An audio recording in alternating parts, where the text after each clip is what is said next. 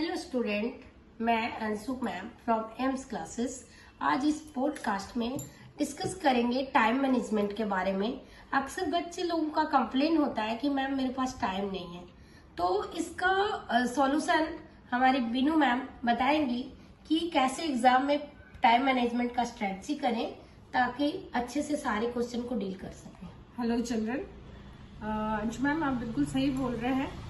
Exam time में जो बहुत इम्पोर्टेंट बात ये होती है कि एग्जामिनेशन हॉल में जाने के बाद बच्चे पैनिक हो जाते हैं और वो फटाफट क्वेश्चन पेपर सॉल्व करना शुरू कर देते हैं, पर ऐसा नहीं करना चाहिए। आपको क्वेश्चन पेपर को 2-3 बार बहुत ध्यान से पढ़ना चाहिए और अपने दिमाग को बिल्कुल काम रखना चाहिए। जितना आप अपने माइंड को काम रखेंगे, आप ठीक से डिसाइड कर पाएंगे कि कौन सा क्वेश्चन हमको कैसे सॉल्व करना है और एक्यूरेसी मेंटेन कर पाएंगे। हम बात करते हैं माधुरी मैम से।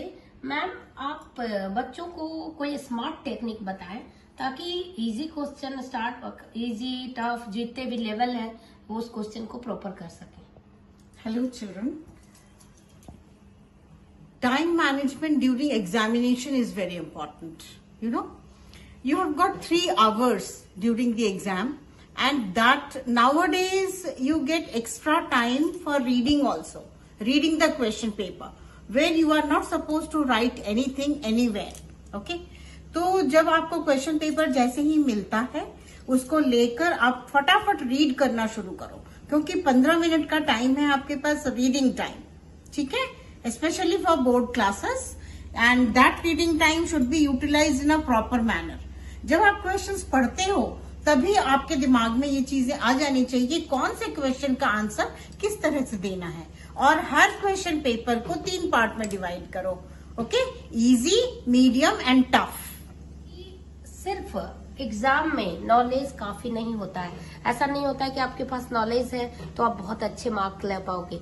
अब उसके लिए मैं कुछ टिप्स देना चाहूंगी, जिसमें जो पहला टिप्स है कि पॉइंट्स में आंसर लिखें, टू द पॉइंट्स। अगर साइंस और मैथ है तो उसमें डायग्राम का ध्यान रखें और नीट वर्क करें। और जो रफ वर्क करते हैं वो रफ वर्क भी ऐसा करें कि एग्जामिनर जब कॉपी चेक करे तो उसका नजर उस चीजों पे जाए और आपको मार्क्स देने के लिए वो मजबूर हो जाए।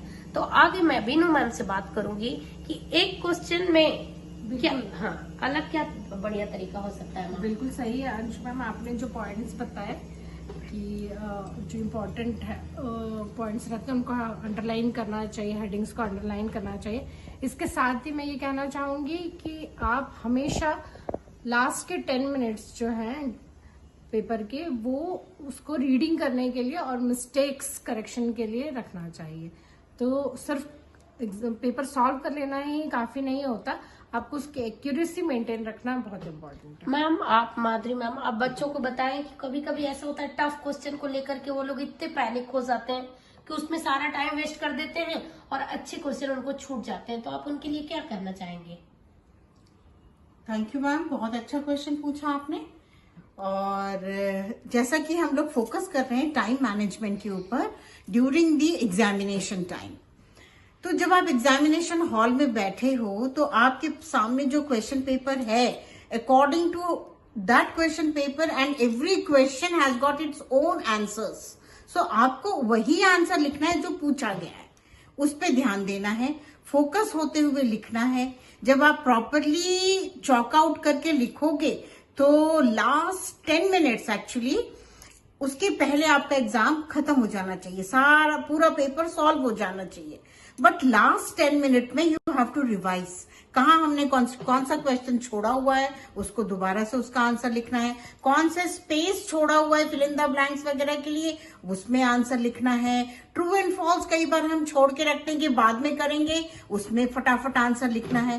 Like that if you will complete your paper in the last 10 minutes, once you go and revise it, okay, and then before submitting you have to put your roll number in the end and then you have to submit your answer sheet. बहुत अच्छा ma'am, आपने बहुत अच्छा बताया। लेकिन बच्चे एक चीज याद रखो, अगर एग्जाम हॉल में टाइम कंट्रोल कर लिया तो आपका मार्क्स पक्का कंट्रोल हो जाएगा। तो ये मैम, मैं इसमें और एक चीज जोड़ना चाहूंगी कि आप एग्जाम हॉल में जाने के बाद अपने माइंड को काम रखना बहुत जरूरी है।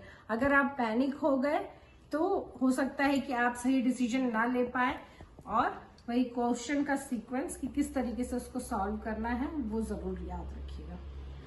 अगर आपको ये पॉडकास्ट बहुत अच्छा लगा तो please like, share and subscribe, ताकि हमारे बहुत सारे स्टूडेंट को हेल्पफुल हो सके। बिल्कुल सही। Thank you. Thank you. All the best for your exam. All the best.